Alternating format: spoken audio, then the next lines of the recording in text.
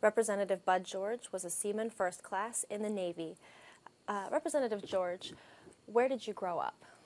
I grew up in the town that I still live in, Houtzdale, Pennsylvania. That's in Clearfield County.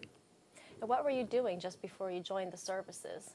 I was in high school, and I was doing very well. In fact, I was a junior when I was 15 and a half. And I got the bug that I wanted to join the Navy. And I joined the Navy, and they found out I was 6 months too young, and then they sent me back. So you left high school to join the Navy? Yes, I sure did.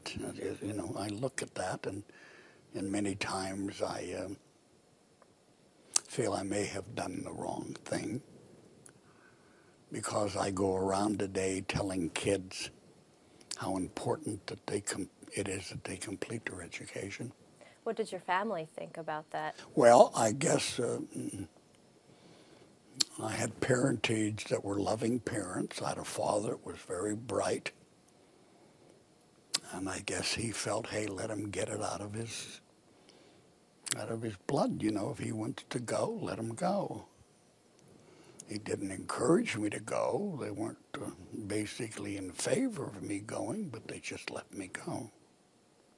As a mother, if you can understand, she didn't want me to go. They weren't aware of what duty I would be thrust upon. So, you know, it's always, you know, it's not going to be good. Something's going to happen. But my dad felt he better just get it out of his thoughts and get in there and see what's going on. What was it about the Navy? Why did you want to join the Navy?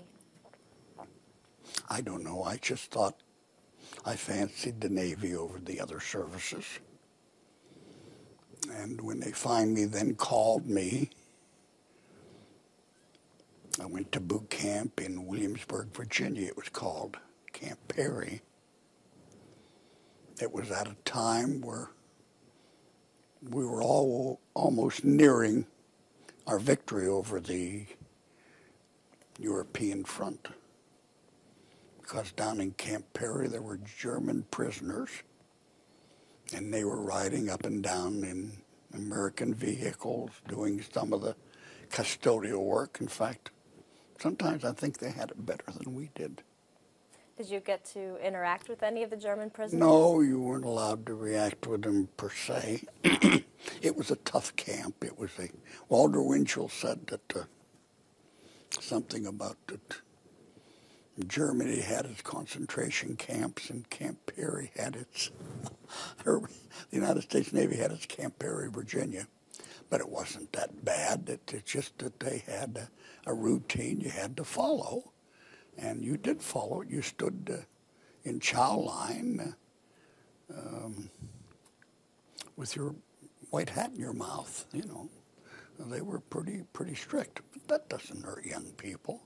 In fact, I often thought that if I was a congressman or had the opportunity as a state legislator, I would prescribe that every young individual, boy or girl, who would want to get that type of training for 6 or 7 months would be given that opportunity.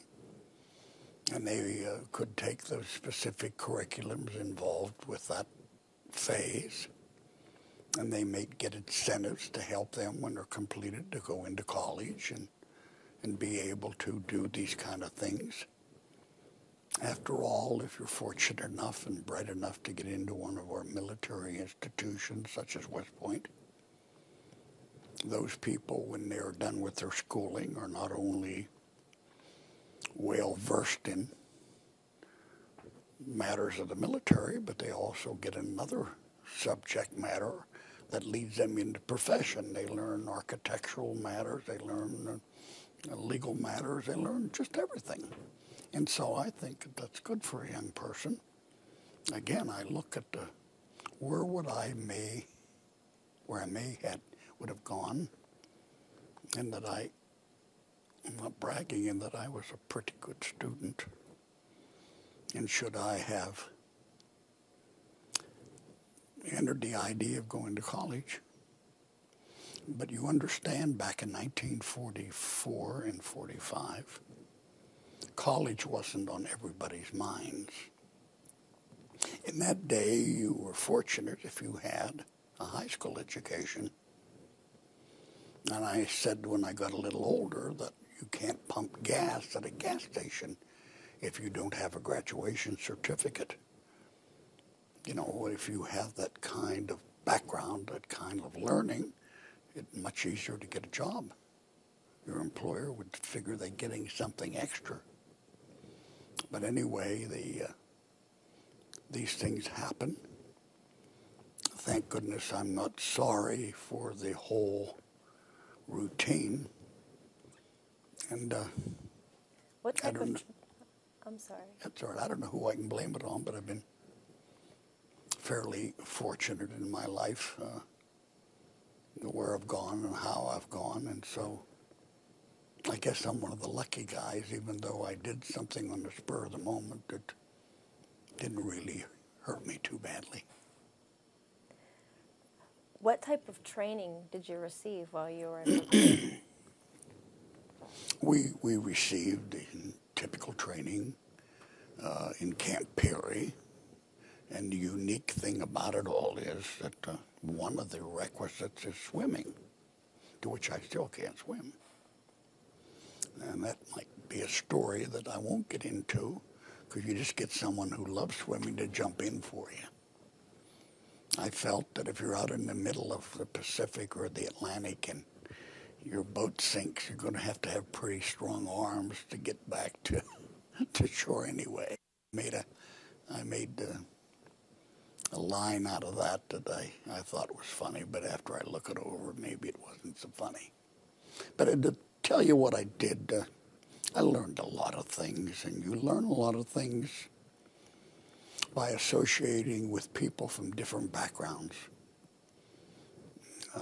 different frontages, different classes, and it's a world of good to you.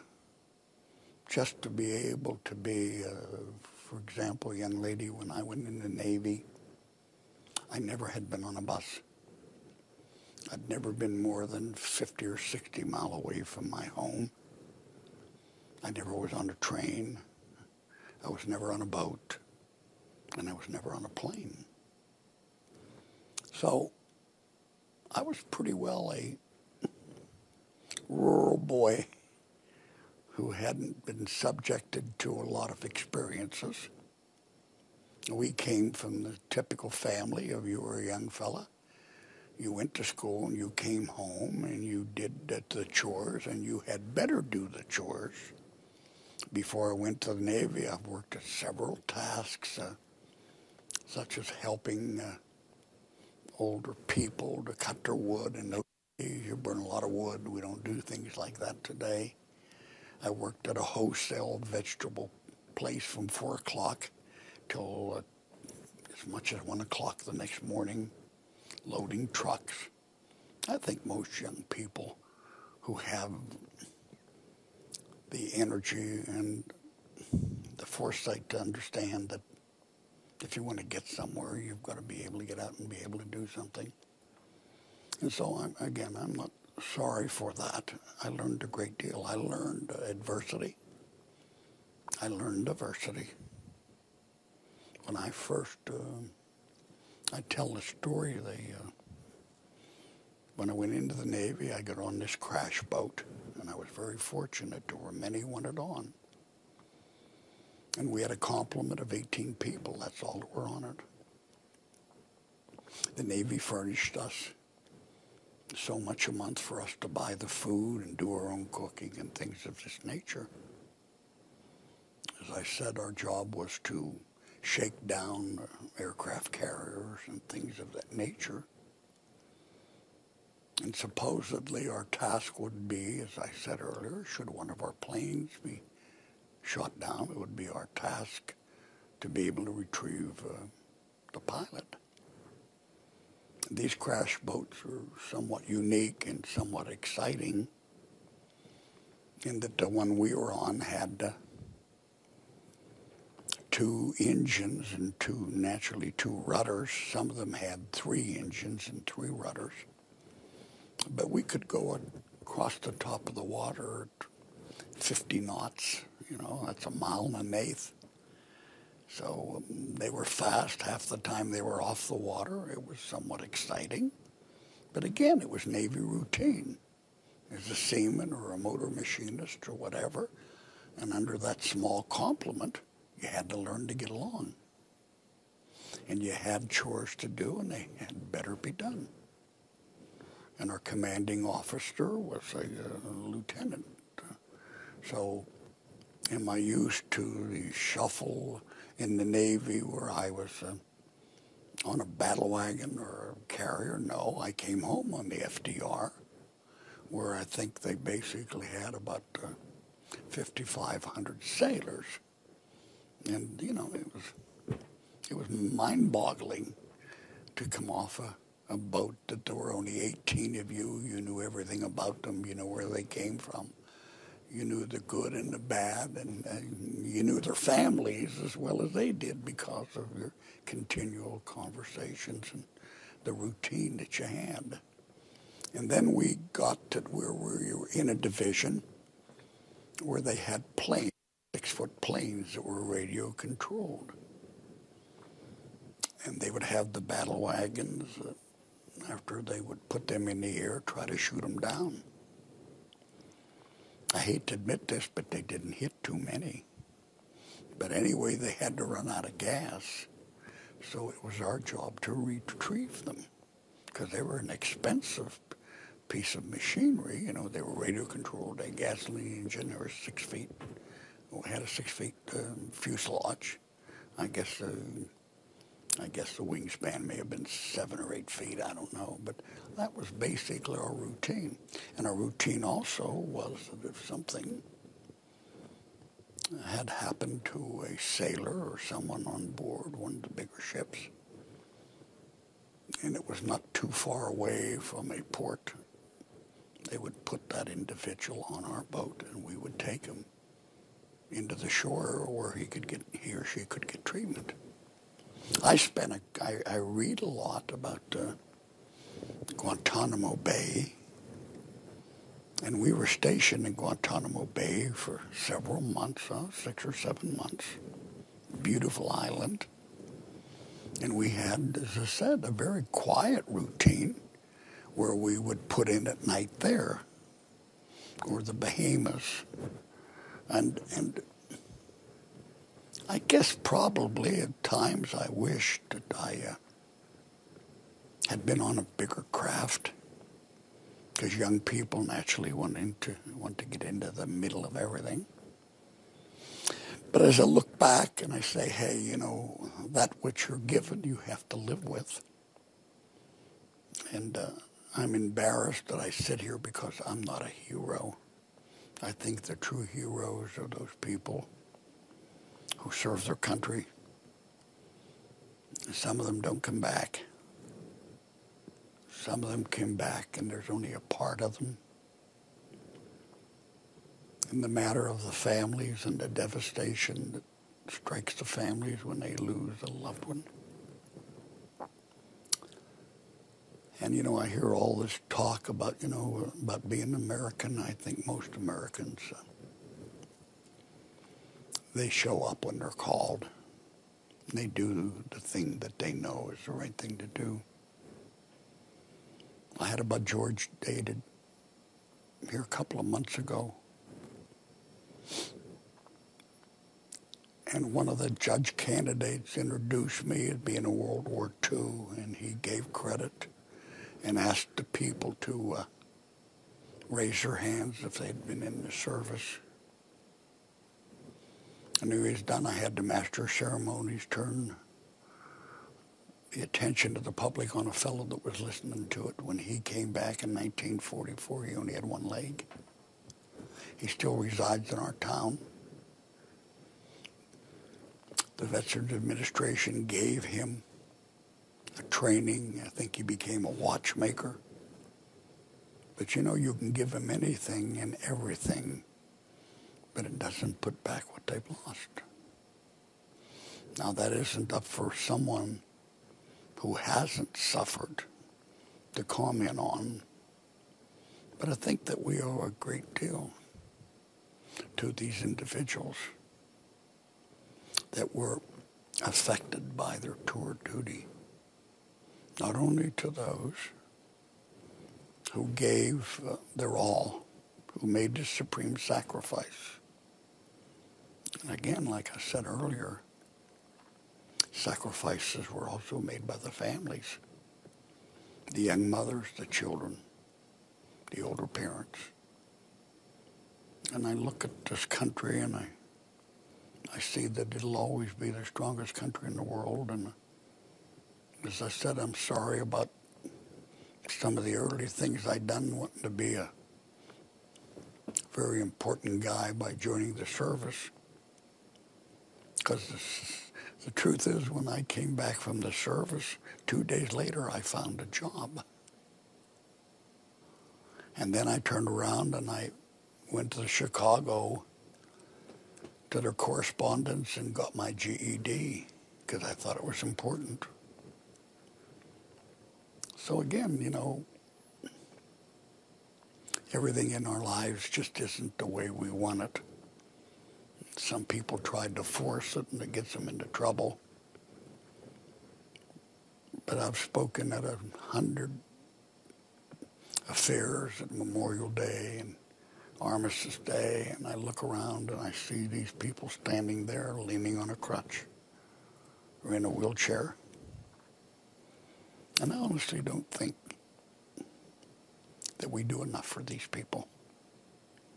I really don't believe that. You know, I look at all the things we can do with our handicap and all the things we can do. These people gave everything. They gave everything. And I look at some of the things today and I fight very hard.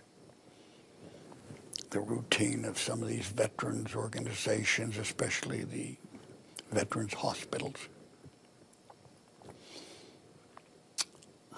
I was in Chicago, and I was very fortunate. I was invited to the Larry King program at a hotel.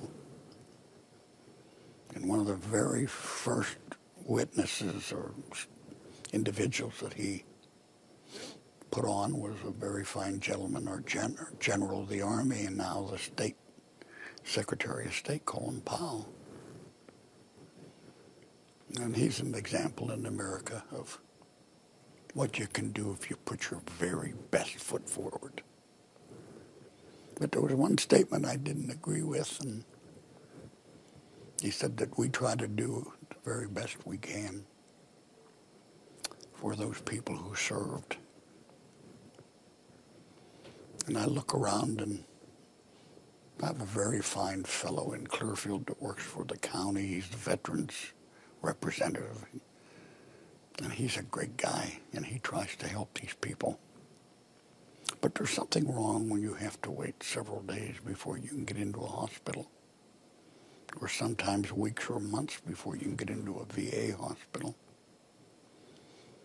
And it bothers me because the general said, you know, all you have to do is do this. Well, you know, some of those fellows back on, I shouldn't say this, but some of these fellows on top, they call on a phone and there's a helicopter to pick them up and take them. But that isn't the average GI or the average veteran, a Navy veteran or Marine veteran or Air Force veteran.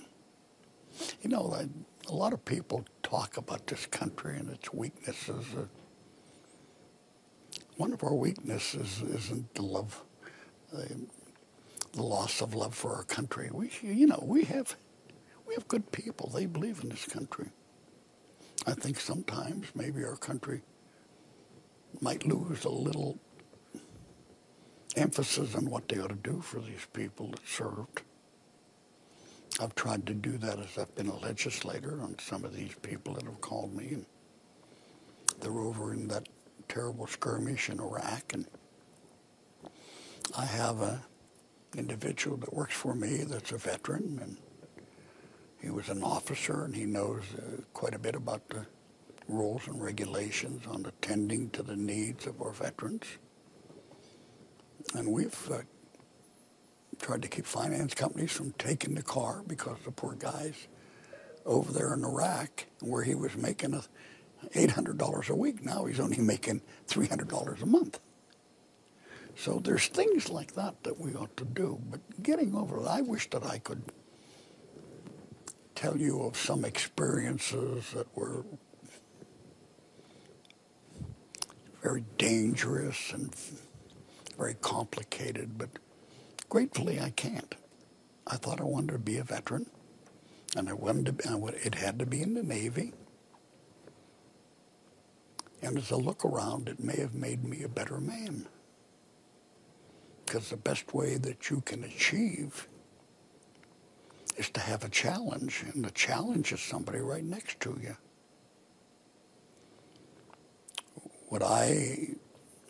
If I were someone else and had the authority, say that all young people should have several months of training, as I said to you earlier, yes, I would insist that that be done. Oh, I imagine there's a lot of parents would say, you're crazy, we don't want to do that. But let me tell you something.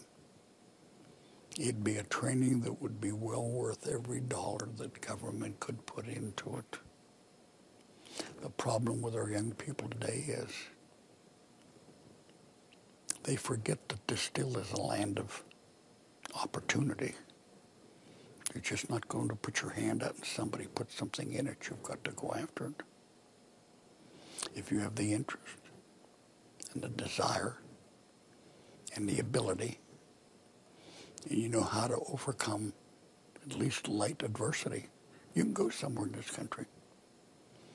And we've got a lot of bright kids. You know, I turn around and I hear these people putting something, or reading the paper where some kid did this and some kid did that. We just Sunday afternoon, Edna and I were down to an Eagle Scout. You got to see how proud the parents are.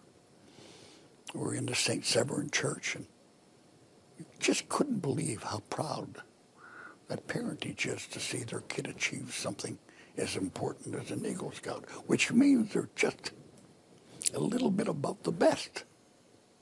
And that's what we ought to be, we American men and women, especially our young people.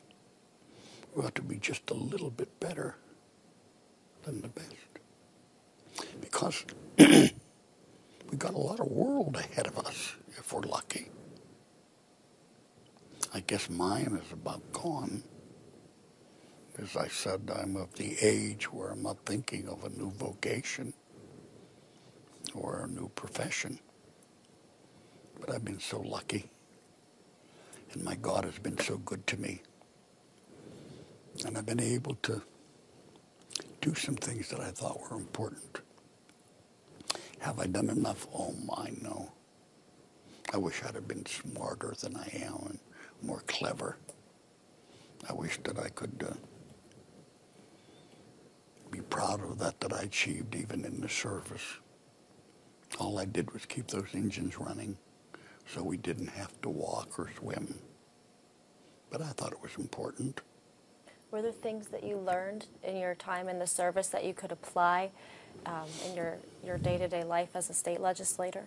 I think one of the most important things that you can learn, I touched on earlier, in that young people need guidance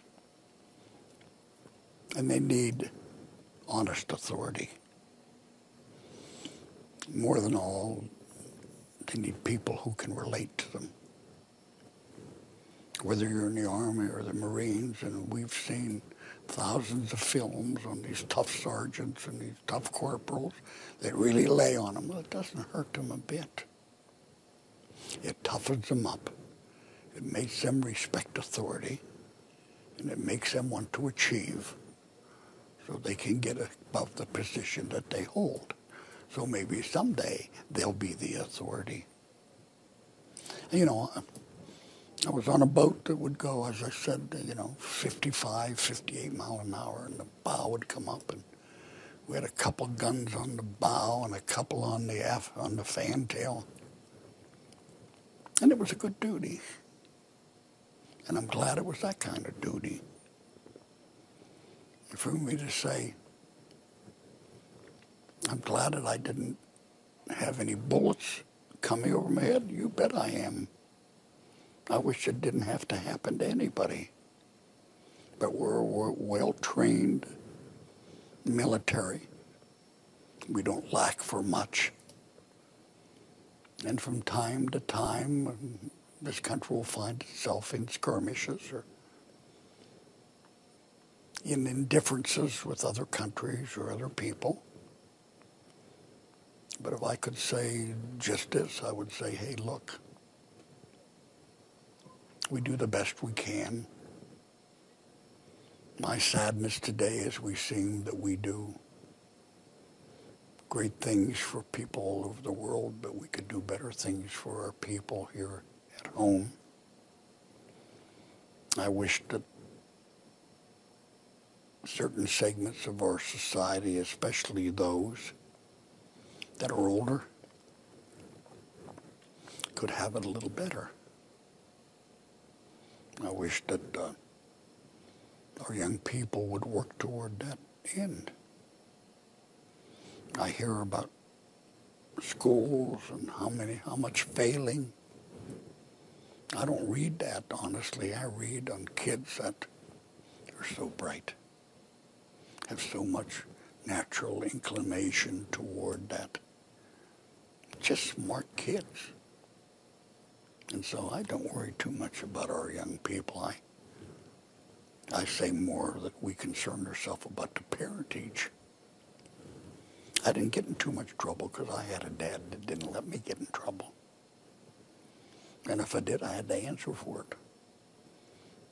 And not one moment in my life did I ever dislike him for it. It made me love him just that much more.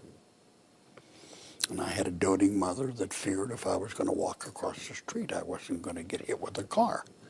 Is that good? Sometimes it is, and sometimes it isn't. But if I were to go back and God was to say to me, well, I'm going to let you pick your dad and mom, I'd pick the same ones. I'm going to let you pick your siblings, I'd have picked the same ones. And I'm going to let you pick your friends because you know that's something that nobody else can do for you. You pick your own friends and you pick your own enemies. But then when I got discharged, I came home and I came home on the FDR. They were shaking it down on its first trip. And I didn't know where I was. I mean, the elevators don't go straight up. They stagger so that if a bomb hits, they can still get the material out of the lower decks. 5,000 soldiers at one time. I mean, it's mind-boggling. I came home on that and went to Norfolk Air Base. We spent a little time like that, and then we were discharged, and I came home. And as I said, a couple days, I think I got discharged on August the 8th and went to work on August the 11th. In those days, they had the 5220 where you could sign up for $20 a week for a year. I think that's why I didn't do that. I had another unique feeling. I wanted to be an equipment operator because I'd done that prior in part-time, and so I went in the coal operation. And I had enough of that, and I went away to work. And if you had time and I told you some of the adversities I went through, you wouldn't believe it. I said, if you're willing to hear this, I'll tell it to you. We got married in 1952 and 1953, and then I had our first charming daughter, beautiful kid. I went to work in Philadelphia for a company called the Grinnell Company, big piping company. They paid me 70 cents an hour, and it was a union job. I went back. You'd make $28. They'd take about $1.40 off for income tax and Social Security. There was no such thing as hotels. Oh, there were hotels, but not like today. So when I would go to Wilmington or Washington, D.C., or Salisbury, Maryland, or Princeton, New Jersey, wherever, you went to a sleeping room and you had to budget. You only made, as I said, when you were left, you had $26 and some cents, and you had a car, you had to eat, and you had to sleep, and we had a baby. When I went back, I'd give in the $7 for her and the baby. It's a good thing she breastfed and used linen diapers. Then I'd go back, and in Wilmington, Delaware, I remember, the room was $9, and I couldn't afford it, and I walked up and down, and I was tired to find one that was $6. Collie ate a lot of hamburgers. They were only a dime. But about 2 months ago, I had to go to a meeting over here to this one brewery. It's been a long time since I had a glass of that dark beer. And my aide said, after I ordered one, he said, "Could I have one, Mr. George?" And I said, "Certainly." So gave us 2 beers, and I put down a $20 bill. I got $6 back change. The first thing I thought of. I paid as much for that beer as my wife got for her and the baby. Makes you think. So all in all, I'm pretty grateful. It could have been a lot. My ride could have been a lot worse than what it was. In fact, I think it was somewhat cushioned. And that only happened because somebody upstairs wanted to cushion it for me. But like all, my wife and I have had our adversities, and we lost our son. There's no more difficult thing to put up with than losing one of your youngsters. But all in all, we're both together. We both have pretty good health. We're lucky to see our children a couple times a year because they're basically all but one away from home. And the only thing I'm running short on is time. And I look back and I know I could have done a lot more if I'd have been a little smarter. Or I could have got there a little quicker. But if I'm to be judged, I'm going to have to let somebody else judge me, not judge myself. And again, you're going to talk to some people. And that my greatest distinction is that I came into this world at a time when, in fact, it was the Depression. And I learned a great deal. But you know, I told somebody the other day that we used to look out the window and never worry about what somebody had more than us, because most chances they had less than we did. Today, there are some that look out the window and are concerned about how much somebody has more than them. It was a different world. I tell the story about my mom. She was a great gal. But she could cook dandelion 5 different ways, and each way it was lousy. I couldn't eat dandelion. What a change there is today. You can buy it cultured and grown for the market at $7 a pound. I come from a time where you couldn't get rid of it. You still can't get rid of it off your lawn. And I used to tell people, and it was the truth, that we never ate a chicken or killed a chicken that was laying eggs.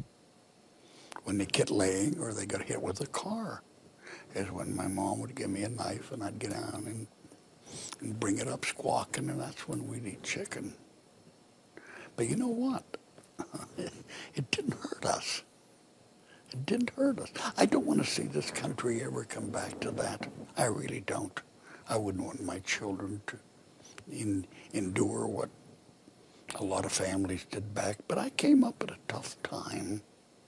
I came up at a time where a lot of doctors didn't get paid for delivering their babies, and they delivered them in the home. I come up at a time where a lot of people just didn't have very much. My grandfather had the only store in the little town below where we now reside. And when he died, they owed him thousands of dollars, but he felt good trying to help those people that were coming through that depression. And then, I think in 1946, my father built a gas station. He had started earlier, I think in 1943, and we decided that the right way to make $1 was to work, hate to put this on tape, but 7 days a week and 20 hours a day. Then in 1959, we took over the Ford agency in our town, and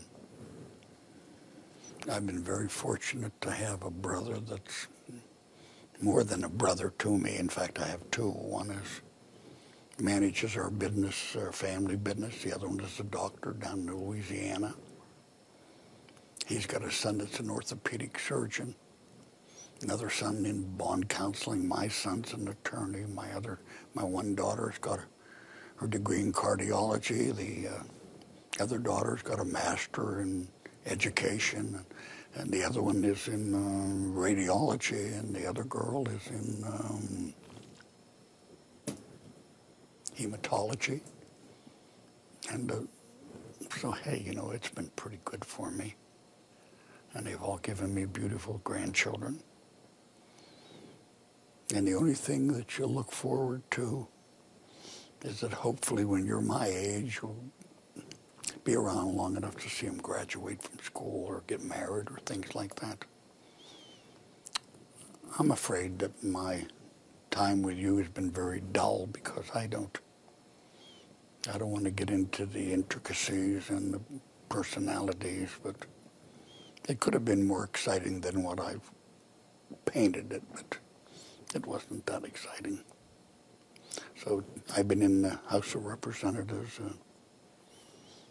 in 1955, I beg your pardon, I went back, became an operating engineer. That's running equipment, heavy equipment. In 1966, I ran for mayor and won. 1968, I ran for county chairman and I won. And Milton Shapp got elected in 70. And I asked my dad, you know, if I could leave the family organization and go take a state job. And he said, go ahead. I got a call on Tuesday to come over to the Clearfield Highway office. I was going to be the administrative officer. Next day I was fired for some reason. The state senator didn't like me. What he didn't know was the Secretary of Transportation was a cousin of my dad's. 2 days later, I was back on. I took over that job, and I thought I did a good job. And then a couple of fellas that got to know me said, why don't you run for political office? It means something. I ran again an incumbent. Oh, God, you'd have thought my name had been left off the ballot. He really trounced me. Well, the thing that I held very close in my thoughts was I didn't do much.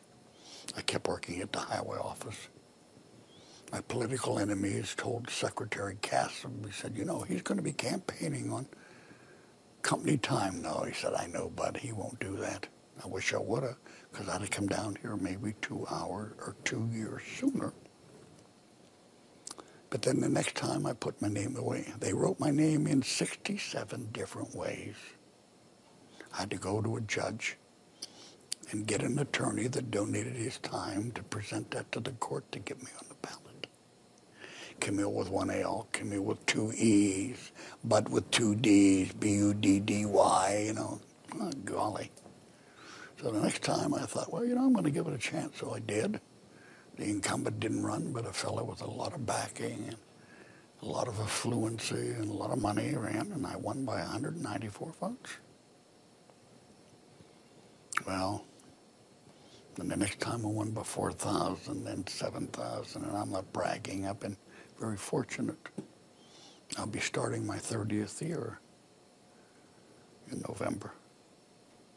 And God willing, if I feel, as I do at this moment, I'm going to ask the people if they think I deserve to come back again. And if they give me that opportunity, why, I'll be most grateful. So I don't know what else I can say. I know it's very dull, and I'm sorry about that. But the true heroes are the people that left something over there. I think as Americans we're obligated, whether we have a president who is right on target or not. It's our country, right or wrong. But again, we ought to give more thought to those that we send into battle. We ought to give more thought to where we leave their families under those situations. We ought to give more thought to how they can make ends meet. We ought to give more thought to what happens if they don't come home. We have to give more thought to when they come home debilitated. How much can we do to ease that pain and that discomfort and that debilitation? When Matt said, hey, young lady's going to interview, I said, gee, I never did anything.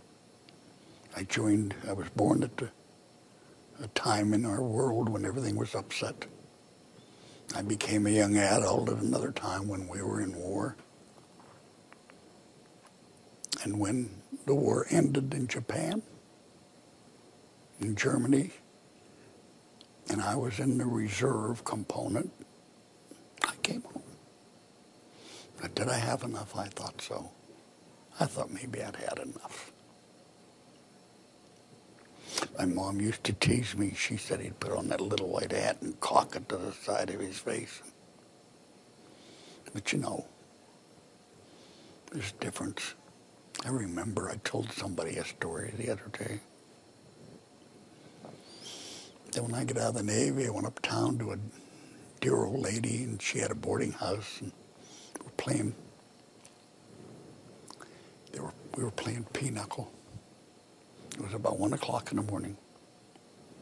They call that little thing when you're a ruptured duck, a Navy, they discharge. And I heard somebody say, is Bud up there? The lady said, yes, he is. Tell him to come down.